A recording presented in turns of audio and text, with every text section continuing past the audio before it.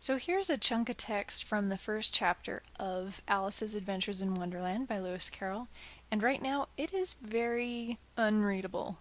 Readability is low on this chunk of text. There's a bunch of reasons why, and I'm going to go over them, but just know that readability is king when it comes to text, because usually when we type or write something, we're trying to communicate, and clear communication is obviously the best choice when you're trying to communicate. And right now it's really hard to even read across a single line of this because everything is in caps. If you have a large chunk of text together, which is frequently called body copy, so if you have body copy, it should never be in all caps because it is difficult to read across. So let's change this to something that's easier to read. Also, this is in a font that is difficult to read. This font does not lend itself to long chunks of text. And there's a whole bunch of reasons why, but I'm going to simplify it and just tell you that if there are things that stand out to your eye while you're reading, then it is not a great font for copy. And especially if it's a decorative font, it's definitely not a font for copy. So I'm going to change this to a good old traditional one. I'm going to change it to Times New Roman. Still a little difficult to read, but we'll fix that stuff. Times New Roman is immediately easier to read, especially because no longer is this in caps, and serifs have been proven to be easier to read in large bodies of copy than sans serifs or fonts without the feet. So we've addressed the font issue. Let's take a look at alignment. Right now everything is center aligned. That means that everything's been put down the very center of the image, and the lines begin in the middle, and where they end on either side depends on how many words fit across that line. So we have this ragged edge, so there's kind of a rag down this edge is what we call that. That's very difficult to read. So open the paragraph panel and we'll take a look at the alignment options. The first one is left align, which is traditionally what people see things lined up in. And we're going to leave that one there for right now so we can take care of some of these other terrible things, and then we will look at fixing the rest of the alignment. Maybe one of the things that's standing out most is these lines have almost no space between them. They're practically on top of each other. The space between lines is called leading, and if it is too small or too big, it makes it unreadable. So right now it's too small. I'm going to my character panel. My leading is the one with two A's with lines over them. And it's too small now. I'm going to actually make it too big so you can see the other option. You can also see that this is equally difficult to read, plus it would fill up a lot more pages. When you're trying to find that happy medium of what works with a font, usually it's good to check out what is the default setting. So under leading, it's called auto. If you choose that, it will use whatever the font was built to have, which often is a good fit. The second thing that you should look at is the spacing between individual characters, or the tracking. This one is a little bit tight. If I zoom in just a bit, you can see that the letters are very, very close to each other. Here on the word tired, they're almost touching here along each letter. That becomes difficult to read as well if the tracking is too tight. That can also be changed in the character panel. It's the VA with arrows underneath it, and right now it's in the negative, which means that the type is closer together. So again, like with leading, I would recommend checking out the auto setting, which actually this doesn't have. What it has is a 0, so set it to 0. And immediately there's a change. So I'm going to hit undo a couple times. Again, auto is great, but it might not always be the same thing. In fact, I feel like this maybe made it a little too far, so I'm going to change mine just to a little bit smaller, -5. And it's one of those things you just have to watch for. Did it make, it's like when you go to the optometrist and he's got the big eye tester thing out in front of your face and is flipping the little bits of glass around going, is it 1 or 2? Is it 1, 2, or 3? Is it 2 or 3? Well, it's kind of that same way with type. You just have to keep messing with it until it looks better. Let's zoom back a little bit. One of the other things that's making this difficult to read is the length of the line is quite long, and there is a science to how wide to make these, but we'll just go with how to say, we'll just go with the simple way and just say this is too long.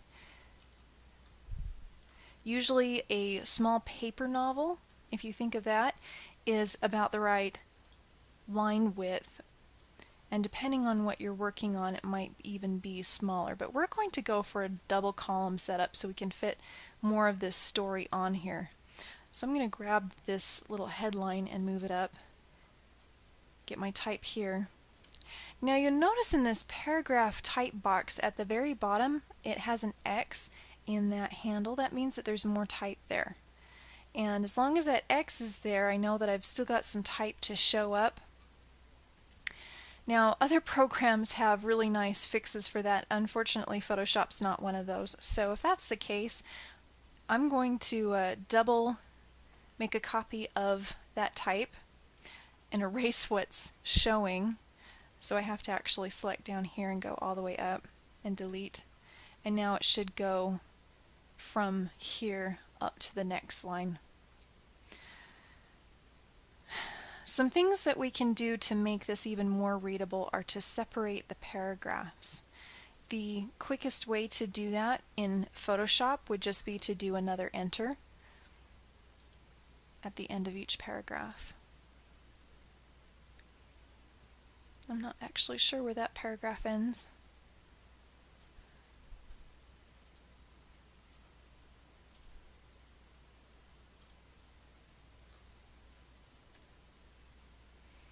This is becoming a little more readable. Now that we have type in 2 columns, you'll notice something stands out quite badly, and that's this ragged right edge.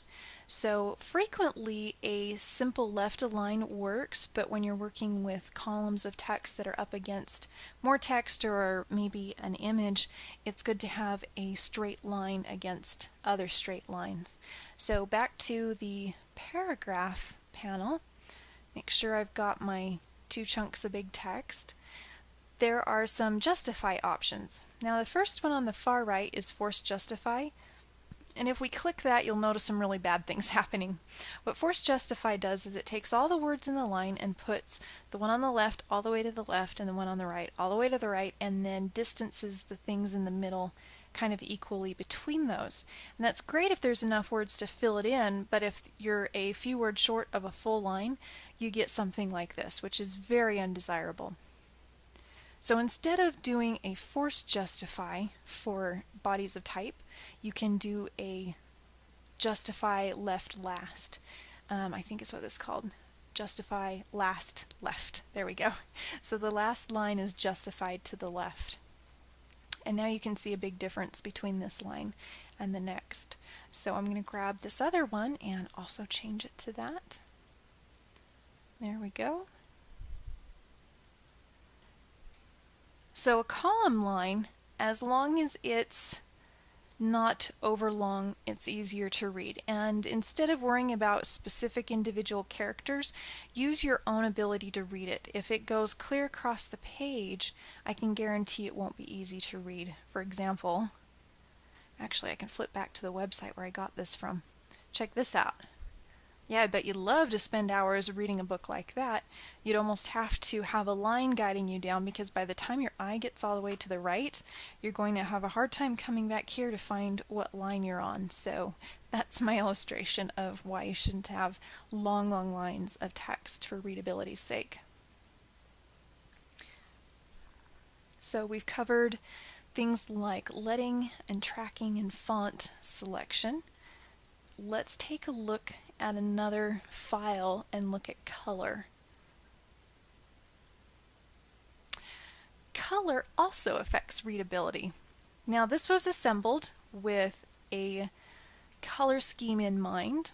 If you look at the colors, there's an orange, a green, and a purple, which on a color wheel make a triadic color scheme.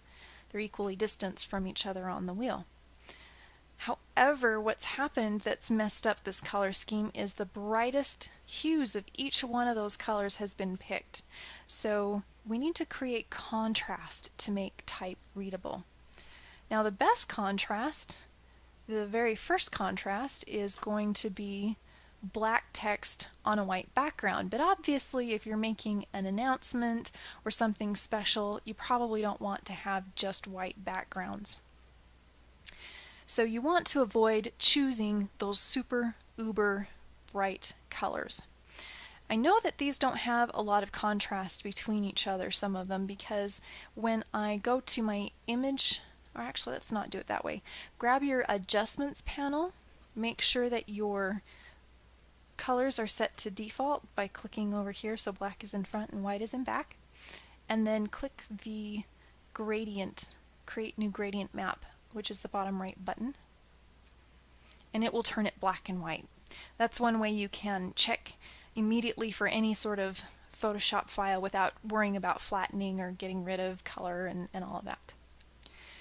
So a good check for color readability is if you turn it to grayscale, if anything disappears, you know there wasn't enough contrast between it and the background, which there should be for readability. Let's take a look at the same text, same color scheme, but slightly different values and tones on those colors. So again, this is the purple, orange, and green. I've selected a dark, subdued color to go in the background so that the brighter, lighter elements of the text can stand out but not make my eyeballs go buggy. When I say buggy, okay, I was looking for it, here it is. I have an example. I'm going to zoom in on here. Do you see how this intense purple almost looks like it's 3D and standing out from the page? And the green feels like it's going back compared to the purple. If we look at just the yellowish against the orange, it doesn't seem to be floating off the page quite as much. But as I look down at this other intense one, it's almost like there's little flashes of white that I'm seeing around this text. When you see that, when you pair colors, those are referred to as really buzzy colors, and that's very undesirable for the most part, especially in text when it's small and making up body copy.